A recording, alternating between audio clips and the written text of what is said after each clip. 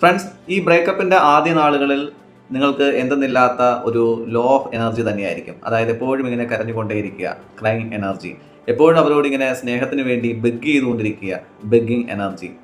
അതിൻ്റെ കൂടെ തന്നെ ഓവർ മെസ്സേജിങ്, അങ്ങോട്ടിങ്ങനെ ഒരുപാട് മെസ്സേജുകൾ അയച്ചുകൊണ്ടേയിരിക്കുക, റിപ്ലൈ ഒന്നും തന്നെ കാണുകയില്ല. അതുപോലെ തന്നെ ഫ്രീക്വൻ്റ്ലി ഫോൺ ഇങ്ങനെ ചെക്ക് ചെയ്തുകൊണ്ടേയിരിക്കുക. അപ്പം ഇങ്ങനെ കുറച്ച് ദിവസങ്ങൾ, ഒരുപക്ഷെ ഒരു മാസത്തോളം ഇങ്ങനെ തന്നെ പോകുമെന്നുള്ളതാണ് നമുക്ക് കാണാൻ കഴിയുന്നത്. അപ്പോൾ നിങ്ങൾ ആ ഒരു അവസ്ഥ അക്സെപ്റ്റ് ചെയ്തതിന് ശേഷം എന്തായാലും ഒരു വിത്തിൻ 2 വീക്സ് നമ്മൾ അതുമായിട്ട് പൊരുത്തപ്പെടാൻ ശ്രമിക്കും. നമ്മുടെ കൂടെ ഉണ്ടായിരുന്ന ആൾ നമ്മളിൽ നിന്നും അകന്നുപോയി, നമ്മളിൽ നിന്നും നഷ്ടപ്പെട്ടു പോയി എന്നുള്ള യാഥാർത്ഥ്യം നിങ്ങൾ ആ ഒരു സമയം കൊണ്ട് മനസ്സിലാക്കിയിരിക്കും.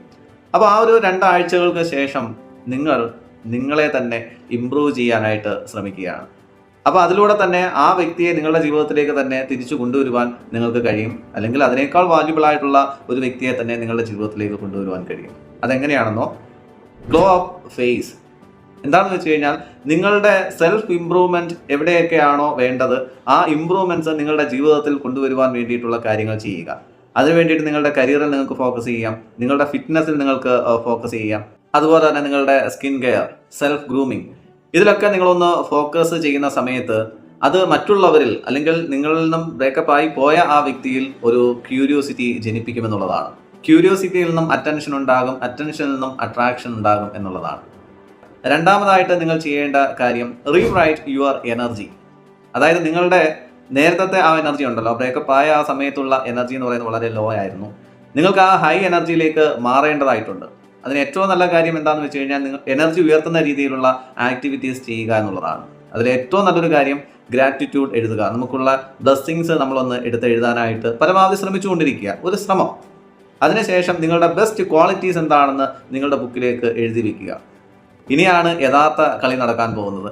അതായത് നിങ്ങൾ വീട്ടിൽ തന്നെ ചടഞ്ഞിരിക്കാതെ യാത്രകൾ നടത്താൻ ശ്രമിക്കുക, ഔട്ടിങ്സ്. അതിപ്പോൾ നിങ്ങളുടെ ഫ്രണ്ട്സിൻ്റെ കൂടെയാണെങ്കിൽ ഏറ്റവും നല്ലത്. അവരുമായിട്ടുള്ള ഫോട്ടോസ് അല്ലെങ്കിൽ വീഡിയോസ്, നിങ്ങൾ വളരെ ചിരിച്ച് കളിച്ച് നിൽക്കുന്ന ഫോട്ടോസ് ആകട്ടെ, വീഡിയോസ് ആകട്ടെ, അത് ഫേസ്ബുക്കിലോ വാട്സപ്പിലോ മറ്റെവിടെയൊക്കെ നിങ്ങൾക്ക് ഷെയർ ചെയ്യാൻ കഴിയുമോ അവിടെയെല്ലാം ഷെയർ ചെയ്തുകൊണ്ടേയിരിക്കുക. അപ്പോൾ ഇത്രയും കാര്യങ്ങളൊക്കെ നടക്കുന്ന സമയത്ത് ഈ ബ്രേക്കപ്പായി പോയ വ്യക്തിക്ക് നിങ്ങളിൽ എന്തോ സംതിങ് വാല്യുബിൾ ആയിട്ടുള്ള എന്തോ ഉണ്ട് എന്ന് വീണ്ടും അവർക്കൊരു തോന്നലുണ്ടാകും.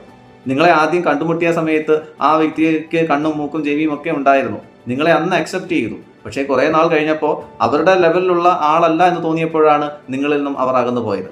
അപ്പോൾ നമ്മൾ എന്താണ് ചെയ്യേണ്ടത്? പാമ്പ് പടം പൊഴിക്കുന്നത് പോലെ ആ പഴയ വേർഷനെ അങ്ങോട്ട് ഒഴിവാക്കാൻ ശ്രമിക്കുക. അപ്പോൾ ഇന്ന് മുതൽ ഈ 2 കാര്യങ്ങളൊന്ന് ചെയ്യാൻ ശ്രമിക്കുക. നിങ്ങളുടെ ജീവിതത്തിൽ നടക്കാൻ പോകുന്ന മാറ്റങ്ങൾ കണ്ട് നിങ്ങൾ തന്നെ അത്ഭുതപ്പെടുക തന്നെ ചെയ്യും.